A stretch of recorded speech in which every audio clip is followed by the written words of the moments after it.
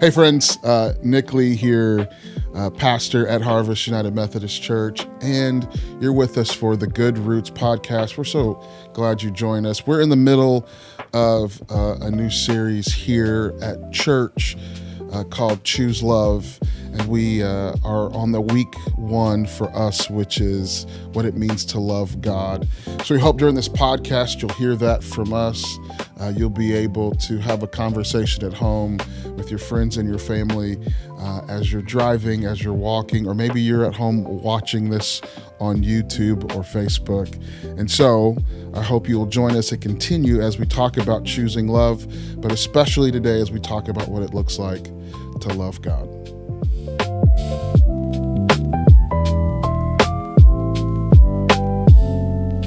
Hey friends, welcome back to the Good Roots podcast. As always, I am Pastor Nick Lee, lead pastor at Harvest United Methodist Church, and I have my dear friend and the director of worship and arts here at Harvest.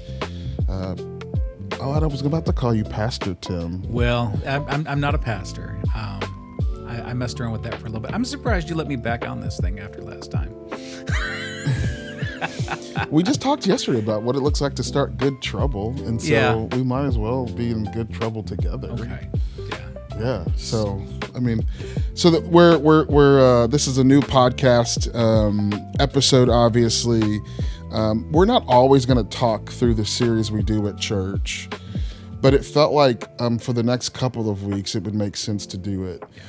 For those of you who are watching, whether it's on YouTube or Facebook, or maybe you're listening on your favorite podcasting network, sometimes we'll talk about current events, we'll talk about other things, but it felt like this series that we're doing was a good way to have a conversation about all of those things. And give folks like kind of a glimpse behind the scenes. So this is kind of like behind the scenes about the sermon series. At one point, I wanted to call this podcast The Leftovers because, when you're a pastor, you study way more than you ever can communicate on a Sunday morning because it would be a 3-hour sermon, and I'm already close to that as it is, as the worship team tells me. It's funny. So yeah, we're going to talk about that. And Tim, you asked me to kind of give an overview first, so I will. Okay. So we have this sermon series called Choose Love that we're in the middle of. Actually, hashtag Choose Love to be cool with the kids. Is it still cool? I don't know because we're old men now. I called my mom this morning to razz her. I said to her, hey, what does it look like for you? Like, your oldest grandson's now in college, 2 granddaughters who start in their senior year this year, and then like named all the other grades. And I said, Mom, I feel like I'm old. What does that make you? And she goes, wise. Oh. Gosh, she got me good, man. She got me. Good answer. Oh my gosh, she got me good. So I don't know what's cool to kids. Hopefully they listen to the podcast. They probably have turned it off by now. But yeah, hashtag Choose Love. Yeah. And so the sermon series will go for 4 weeks. And so last week or on Sunday, depending on when you're watching this, we talked about loving God. Week 2 will be loving your neighbor. And then we have 2 weeks back to back. And the look on your face says it all. We have 2 weeks where we're going to talk about what it means to love your enemy. Because you wanted to go the easy way. I needed to go the easy way because what easier thing would it be than to talk about it? So and I've told you guys on staff and worship team this. I just think like the honest reality is we're in the midst of a perilous time, and not more perilous historically necessarily, right? Right. There is more, like we have a 24-hour media cycle. I noticed this a couple of years ago. Did you know like everything is breaking news now? Have you noticed that? Oh, everything is breaking. Everything is breaking news. Yeah. So it's not that things that are happening today are necessarily more dangerous than they have been historically, if we talk about the historical things. However, we are more aware of them now. Yeah. And because we're more aware of them, it's affecting us in even deeper and sometimes unforeseen ways. Yeah. This is we try not to like get deeply political, but the reality is we're in an election year. Yeah. There's the context of what's happening around us geopolitically. Yeah.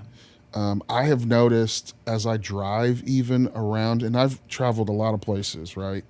And I drive around even our state, the anxiety that people feel. Oh, very much so. Yeah. Just like trying to merge on the highway has become like take your own life into your hands. It's like a Jumanji risk. Yeah.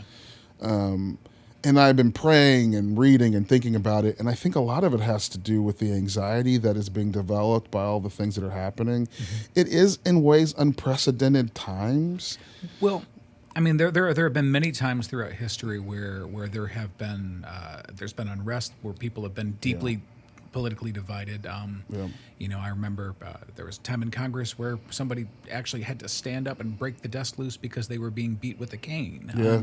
You know, however, the difference between then and now is that it is in our faces. Yeah, all the time. All the time, everywhere you go, and you as we doom scroll on our phone, you see story after story, and it's a lot of it is it's the reaction, it's how we feel about it, and then we add an algorithm into that, whether that's the algorithm that is designed to keep our attention on the television or the digital algorithm that's designed to make sure we don't stop doom scrolling.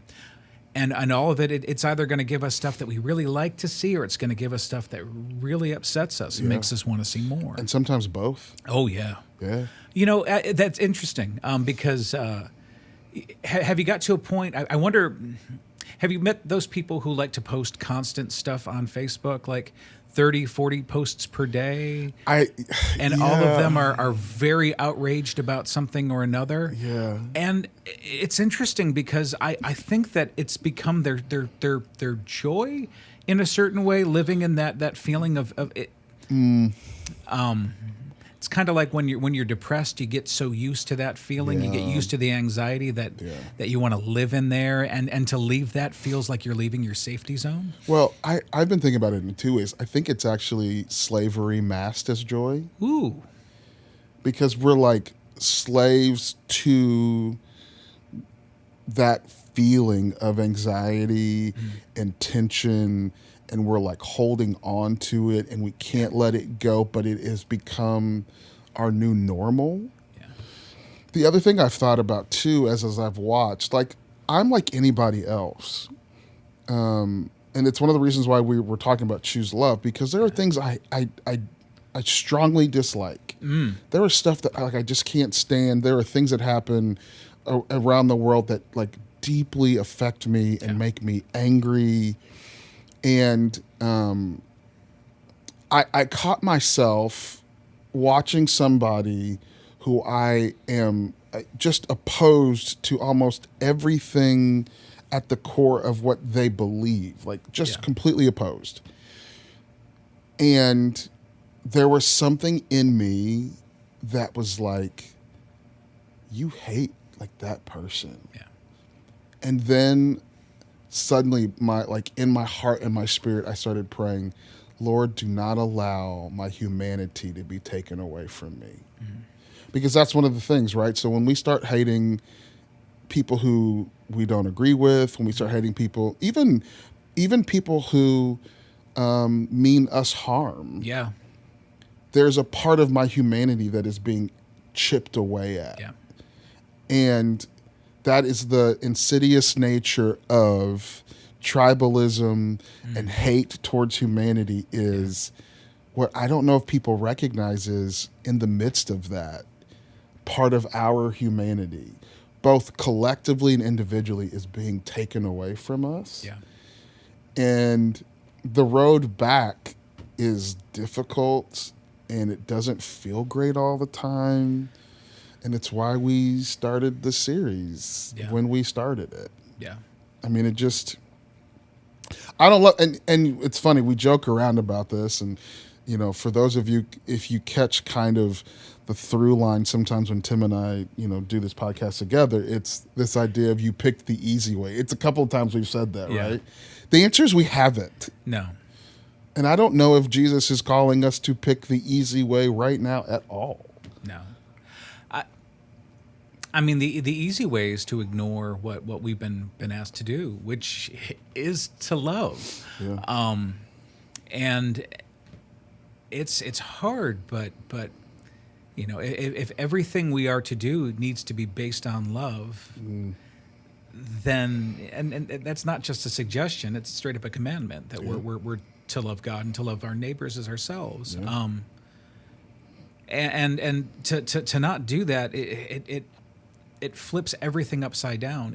It's interesting too, because you think about what does it mean to love? Like what does that mean? I mean, so we can talk about loving God, because that's what you talked about, and that part. I mean, at least it seems self-explanatory. We put God first. We open ourselves up to receive God, and it sounds easy to do. It's not always as easy to do. I've been thinking about a quote. It was C.S. Lewis had a quote. I'm paraphrasing here, but to open yourself up to loving anything, even an animal, is to open yourself to losing a lot. Yeah. And so when we are opening ourselves to love somebody, we're opening ourselves to get hurt to some degree or another. Yeah. And depending on what the relationship we've had with God is, depending on where we've come from, when we open ourselves up to really love God, and I mean really love God, completely open ourselves up, is there a little piece in the back of our brain that's saying, well, what if I get hurt? Yeah. What if it and part of it is having to teach ourselves to trust and to know that, okay, following God is not going to be easy. Things are going to happen that are not going to be fun, but it's not going to hurt, because God's love is a totally different ballgame. Yeah, but I don't know. I might push back on that just a little bit. Yeah. Because the idea that it won't hurt sometimes is probably a little, I don't know. Like, I guess it depends on what we talk about when we talk about hurt, right? Yes. Because I'm of the opinion that to love God is to love what God loves. Mm-hmm. And there's an inverse to that, right? So when we talk about hate, it is, even in the Psalms and throughout Scripture, I love what you love, God, and I hate what you hate. Mm-hmm. The things that God hates, though, are things like injustice. Yes. It's things like... It's things like hurting creation, allowing ourselves to do harm, and those kind of things. But I think love sometimes comes with, because sometimes we talk about pain and what we mean is discomfort. Yes. Sometimes pain is like the feeling of being out of control of a thing, right? So like we've talked about, I dropped my son off at college. I dropped my daughter off for her first day of her senior year. You dropped your kids off for the first day at a new spot. There's some pain there, but it's not like an abusive thing. What we're talking about is there's some discomfort. Like we're getting older, our kids are getting older. Like the realities of like being somewhat out of control, like not having the same amount of control is pain. Mm-hmm. So I think, and I also don't want us to tip over into that idea of like to love God is suffer. Oh no, it's not. To love God is joy, but to open yourself up is to risk those moments when that's going to happen. And it's going to happen. It's going to happen in any relationship. Yeah. I mean, I am very happily married, and I plan to remain so for the rest of my life, and I'm very blessed. I can tell you that it has not always been the easiest, most happy thing every single day of my life. I love my family. There are times when my brothers and I butted heads pretty hard, but I absolutely love them. But if in the face of all the junk going on, if we start to close ourselves off from being able to feel that because we're afraid of that feeling, afraid of what it's going to be, Yep. that then we're shutting ourselves out. Yeah. And yeah, I also want to be careful because it we want to make sure that we don't. Well, if we love God, then everything should be great, right? And we shouldn't ever feel bad, or we should never that's There's no scriptural backing for that whatsoever. no. It's a beautiful thought, but the reality is, God really loves us. Yeah. I think we try to get away, like, so I know in a lot of, places, even in Christianity, we try to get away from some of even the Stoic writers who write that the totality of what it means to be human is to experience both. Yeah. The joys of the most simple things and the pains of loss and the pains of being out of, or not out of control. That sounds not what I think we want to say, but more so the letting go of control. Yeah. The greatness of the championship moment where you've reached the mountaintop, and the reality that part of our lives, whether we want it to be or not, is lived in some sort of a valley. Yeah. And if we'll pay attention, when we try to avoid any valley whatsoever, Oh. it becomes it's dangerous. Yeah. Because what you have to do in order to not have any valley moments or seasons is to hold tightly on to your ability to control it. And then we start doing anything we possibly can do, Yeah. which is dangerous and is not fully human. Like, Yeah. I've said this before and I'll say it again. I don't think being a follower of Jesus Christ is to be less human. Mm-mm. I actually think it is to embrace all of what being a human means to be. It's what we were created. It's funny how the whole creation thing works. Weird, right? Yeah, it's weird. Okay, so let's talk about. We said we were going to talk about loving God. Yeah. On Sunday, we talked about this Greek word, the Shema. It comes out of Deuteronomy 6. Starting in verse 4, and the line starts off, "Hear, O Israel, the Lord God is our God." It's this prayer that in traditional Jewish families, those who are devout Jewish families, they pray the Shema morning and evening. We talked about that. And what I loved about it from the very beginning, I was in Columbus for a couple of days. And I'm sitting in my hotel room just reading it over and over again. And this idea that the Lord first is our God.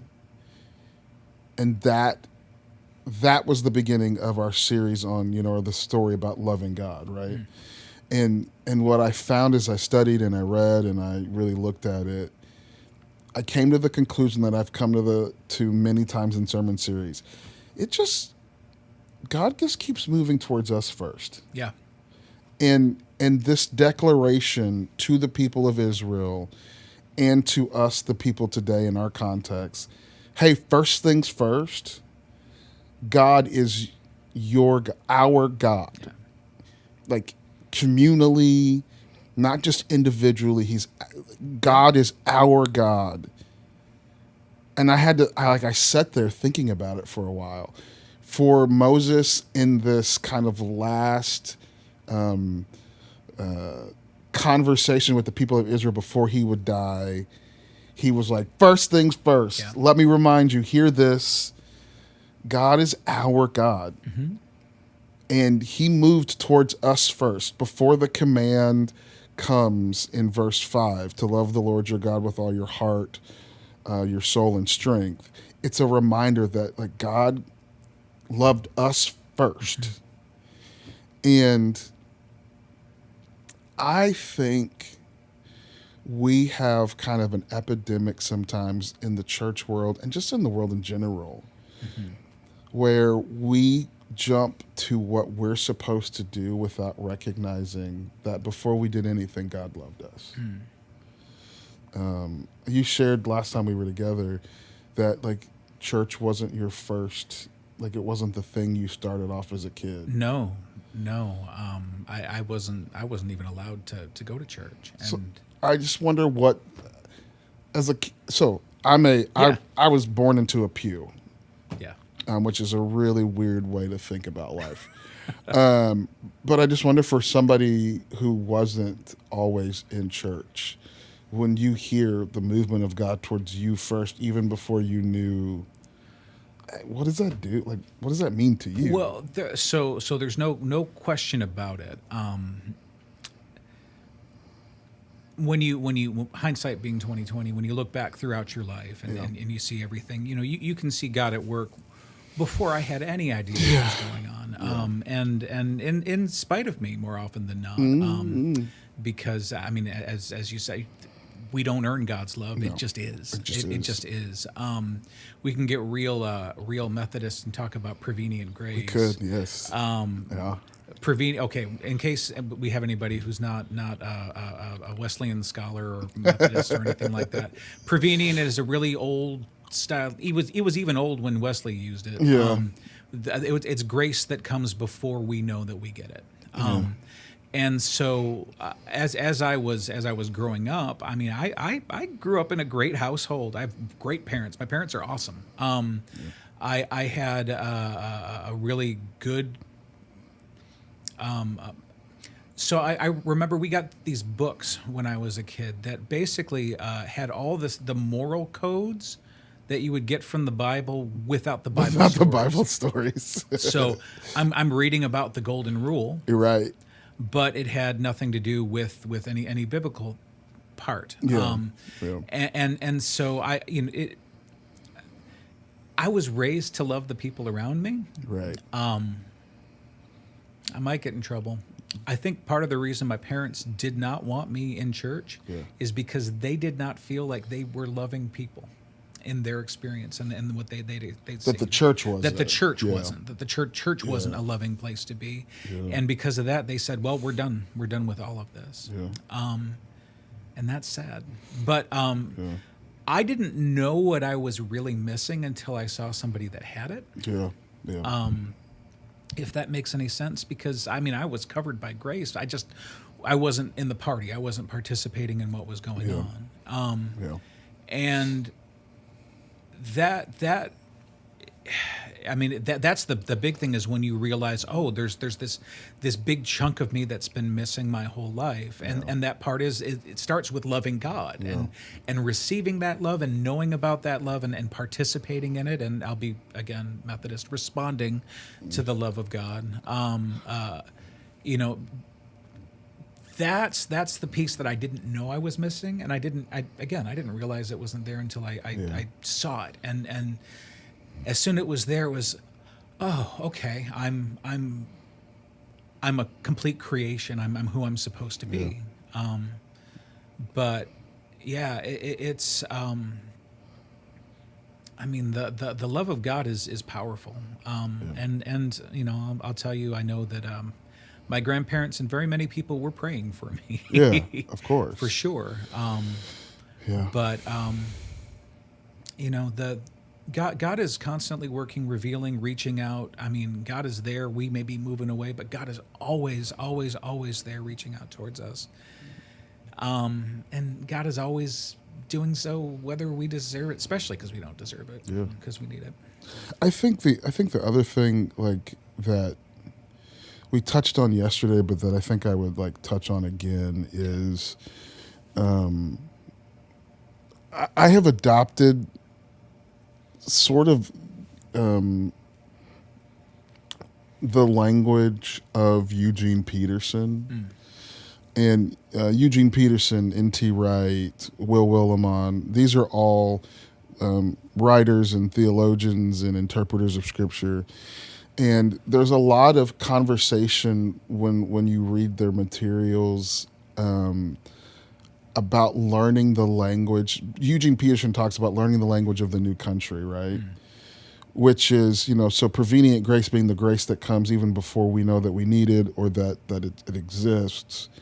But then coming in a relationship with this loving God transports us into this new country, this new reality, and its primary language is love. I said, I think yesterday, that the native tongue of God is love. And the thing is, like you alluded to, folks have come into contact, and I understand. Like, so, let me say this first. A lot of times, what we want in the world and in the church world and just in the world in general is a very uncomplicated black and white understanding of everything. Oh, wouldn't that be great? Yeah, but it is in the complexity that we find the reality and the truth. And so if we were to become people who speak of God and speak of the nature of God and creation and humanity, and without any context or conversation about sin or consequences or any of that, we would not be talking about the fullness of. And the problem is, sometimes we have erred so far on the side of, here's all the consequences. Here's what it means to, for. I remember growing up in a non-denominational church, and we read "Sinners in the Hands of an Angry God." Oh, wow. Okay. And you end up with that kind of context only. And then on the other side, sometimes we talk primarily about, just God is love, and we make it like this flowery thing. And so some people, like, we want to distance ourselves. It's way more complex than that. And we have to have that conversation. But in the midst of that, we have to learn the language of God that is love. Yeah. And if we don't, it creates this situation where somebody goes, I think the church has some things right about it, but they're not loving people. Yeah. And so, and Scripture's pretty clear. Like John 13:35 talks about, hey, listen, they'll know you, and you'll know you're my disciples by the way that you love one another. Yeah. And so, if God is love, which He is, God is love,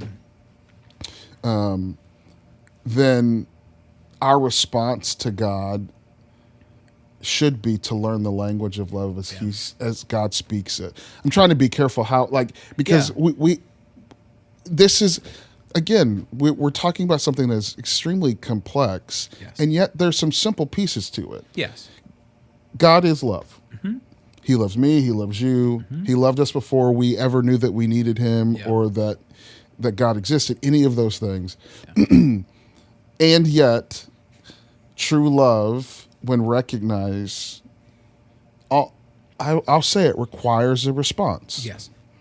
And it's complicated and complex, and we shouldn't shy away from the complexity or any of that. We should be like living into it so we can actually figure out what it means to fully and truly love. Well, so one thing I've been thinking about is that in the Shema we're talking about God loved us. Yeah. I wonder if we have spent too much time changing us into me. Oh, 100%. 100%. Because we have this, I mean, people will point out, we talk about, I have a personal relationship with God or with Jesus, but that's not a biblical thing. It's something that we've kind of interpolated from that. But really, when you look at what, more often than not, where we're talking about Jesus loving us, a people, a group, us together. Yeah. And I think that's one of the things that we kind of complicate when we're doing that, because we think about, well, it's me and Jesus, instead of, no, God loves us, and we love Jesus. Yeah, I wonder if so I think part of it is because we have, in some ways, distanced ourselves from the language of the scriptural texts. Yeah. So that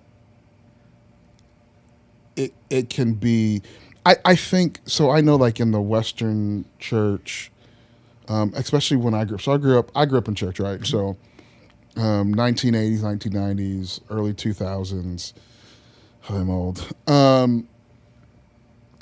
We had this big movement of personal salvation because the idea of communal salvation is again complex. Yeah, it's a lot easier to work on yourself when you have to worry about the people that you're struggling to love and Right. include them in that love of God. It makes Yeah. it a lot harder. One of my favorite quotes is that a good friend of mine wrote in his book, and I know he got it from another writer too, but that people are the great purifiers. The idea that, like, I bet Christianity is easy if you don't have to be around people. Yeah. Oh, absolutely. But all of a sudden, I get into community with other people, and all of a sudden, all of the theological, the theories and the things that we kind of talk about. If I have to put, it's really easy to love when all I got to do is love Nick Lee. If I don't have to love anybody else, actually, I take that back. Some days it's not easy to love me, and I'm me, right? Like, I struggle with me some days too. Yeah. But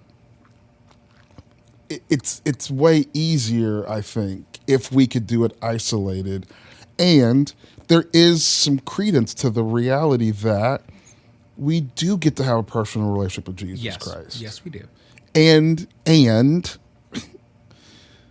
we as the community are loved by God together, and we're called to live in community together. And God is saving the people, like all of creation, making things new, all of us, not just me individually, not just you individually. Yeah. And me and you and the people who come to Harvest, those who are, who come and listen to what we're talking about and all of that stuff. That us is really important. Yeah. And it's also super complicated and super difficult. Yeah.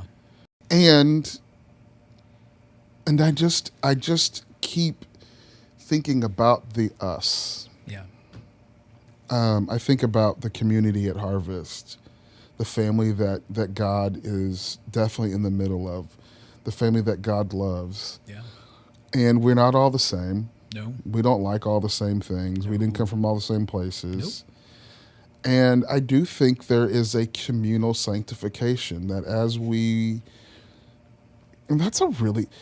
So this is now where we go from regular, everyday podcast to start getting into some really interesting, which is probably going to have to do part 2 of this.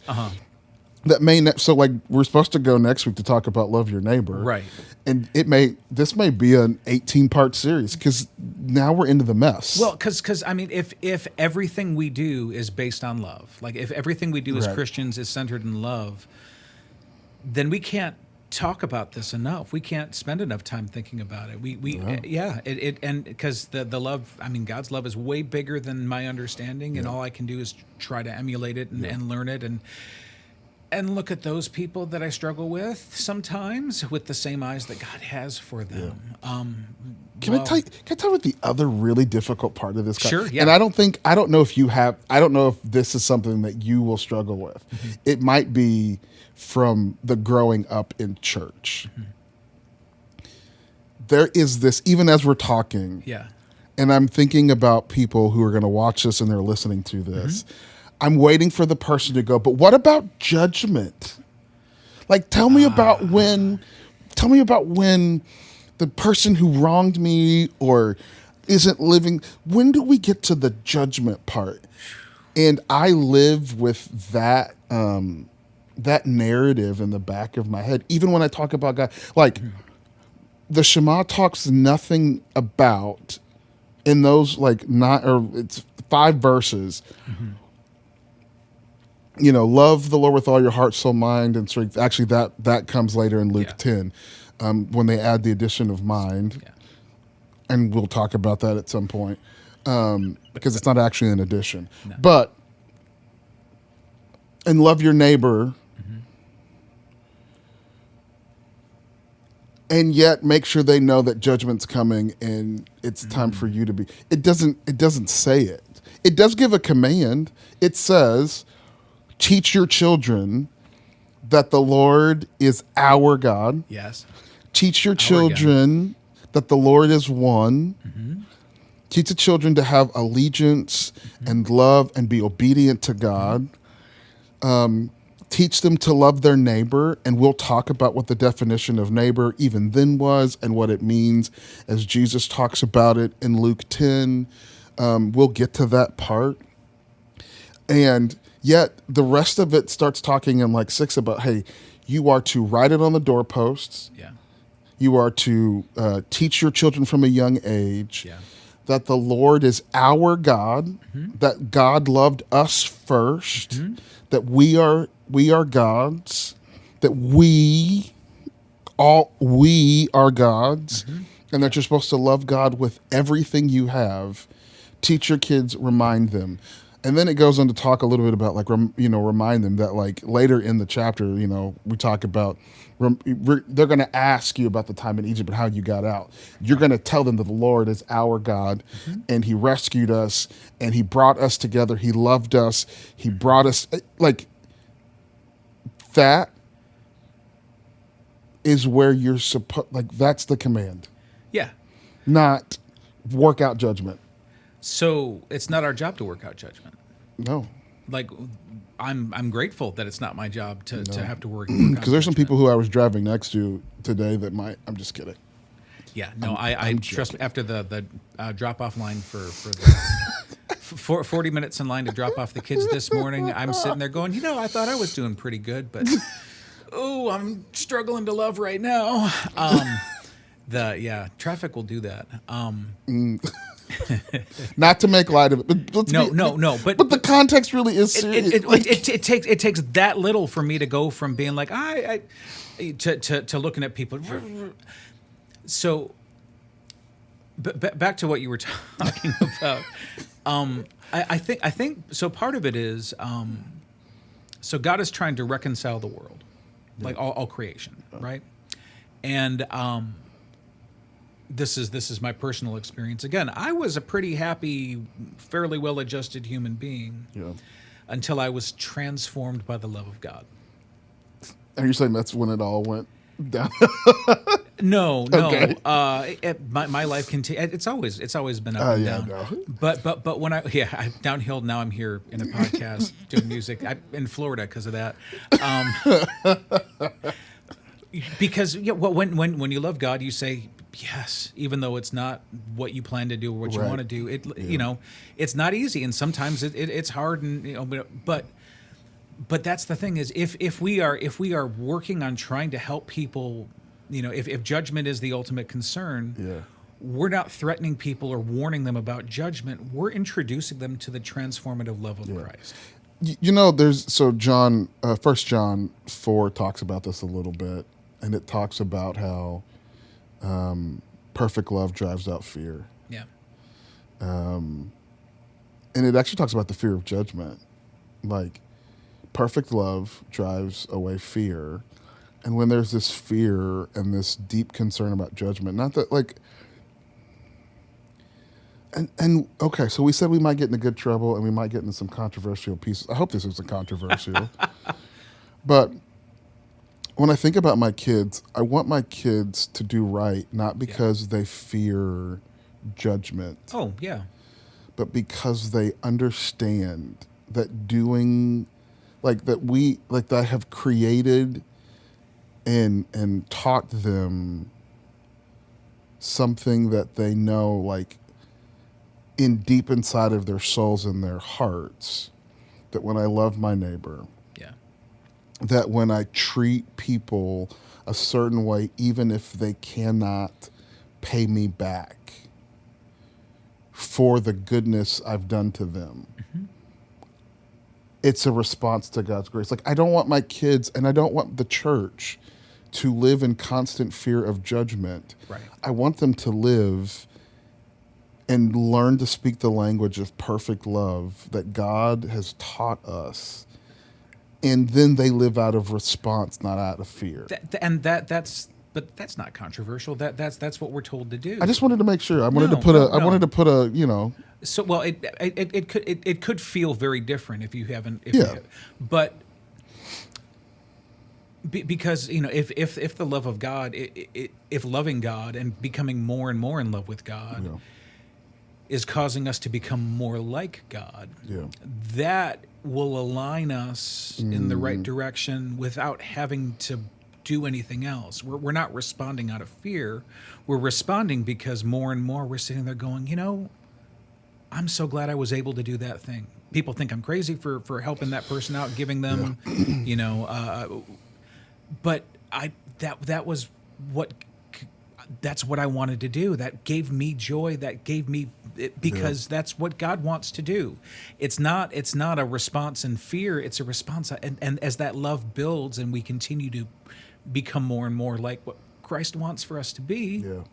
Yeah. It's not about trying to avoid judgment. It's that we've been transformed and don't need to worry about it the same way. Because not saying that we don't mess up, and not saying that we get out of doing anything bad free pass or anything like that. But it's the motivation, it's the driving factor. It's the I kind of joke about the John Wesley, the onward to Christian perfection. Yeah. But if we think about getting refined so that we become more perfect in how we love and understand the love of God, that changes. Imagine your first impulse after living in that for years goes from, sitting there being angry at the car that just cut you off in the driving, where you're just trying not to say those words in front of your kids. and instead you sit there and say, you're having a rough day. Yeah. And that becomes your immediate response because you've let that constant life change how your core is. Yeah. Then at that point you are literally a new creation, and not because of fear and not because of the judgment, but because of God, because of love. Yeah. So we talked yesterday, and we're going to have to do this in two parts because I know we're running long, I'm sure. But we talked yesterday just really quickly about what it means to actually love God. Yeah. So first we recognize that God is ours. God loved us first. He always moves towards us first. So what does it look like? I think we talked about four things. One would be allegiance, right? The reality that part of my response to God is to love God with everything that I have, if it's heart, soul, Luke, mind, and strength. This is we said allegiance in the sense of it is the first, not the leftovers. Yes. It is allegiance to love God more than I love, and I think I said this out, more than money, more than politics, more than the tribe that I'm connected to, more than self is what I ended with. That's what allegiance to God looks like. Yeah. Obedience to God in the sense of the commands. And we always think, it's funny, we always think about the commands that are maybe easier for us. Yeah. And we think about the ones that we look at other people and say that they're not doing. Hey, obedience is following the commands. Yeah. Even the ones that are easy for you or hard for you, it's that. The third thing, and the one I wanted to spend the most time on the other day, was that loving God means that our desire is always directed at God. Yeah. We used the psalm when I was a kid. So this is, I don't know if you ever got to sing this song because it would have been way later for you, but we used to sing the song, as the deer panteth for the waters, all my soul longs. Right, I know, longs for you. And the psalmist writes it, and it's like, I've never been a deer, but I imagine after running around and not getting to water quickly, you get to the water and you're just like, almost like the thing that's driving you is, I need to get to the water. Yeah. And that's where your desire is aimed at. I have been like, man, how do I desire not just the things of God, but how is my desire directly aimed at God? And I think we should break there and do a part 2 later. Okay, I think that sounds good.